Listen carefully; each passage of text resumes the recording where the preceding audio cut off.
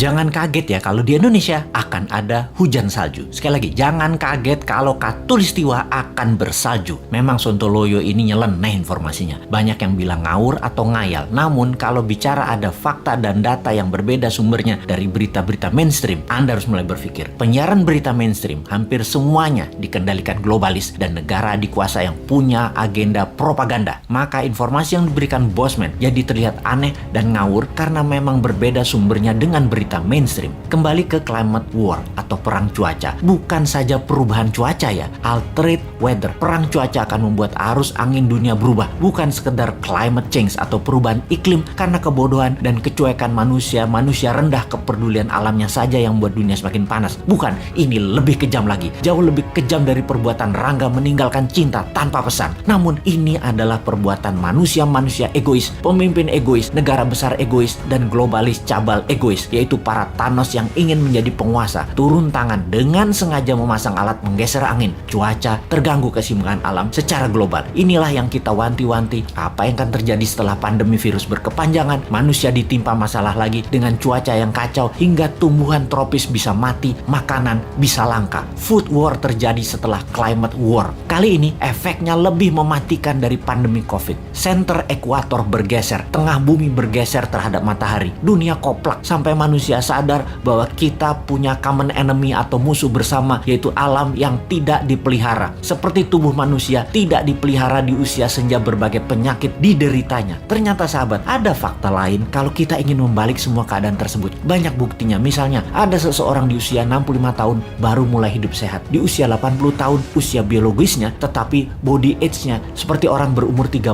tahunan karena dirawat dengan baik walaupun mulainya dari umur 65. Dia makan sehat, olahraga, dan lain sejenisnya. Sekali, padahal selama 65 tahun hidupnya berantakan, namun ketika diputuskan berubah 180 derajat, balik arah, semua bisa jadi muda lagi, sehat lagi. Dunia pun sama. Selama ini dunia tidak dirawat oleh manusia, maka penyakit bumi itu banyak. Hal inilah yang membuat bumi menua dengan cepat dan menjadi renta. Tapi bukan tidak bisa disembuhkan. Bisa, selama kita semua sepakat berjuang memperbaiki. Indonesia di tahun 2045 adalah pemimpin yang akan memimpin perbaikan alam dunia ini semua. Untuk itu, New Mind selama 24 tahun ke depan hingga tahun 2045 akan pegang kendali utuh, menyelesaikan masalah dalam negeri dan luar negeri, menyetop kegilaan Amerika dan Tiongkok, serta menyetop globalis cabal. Ini bukan impian kosong. Ini mungkin impian segelintir orang awalnya. Namun, ketika 1 juta orang percaya, akan jadi collective belief. Ketika 10 juta orang pertama, kekuatan keyakinan makin besar. Dan ketika 100 juta orang percaya, maka Indonesia akan bergetar. Ketika 270 juta orang Indonesia percaya, Indonesia menang. Dan ketika 1 miliar manusia percaya, dunia semakin sehat. Ketika 5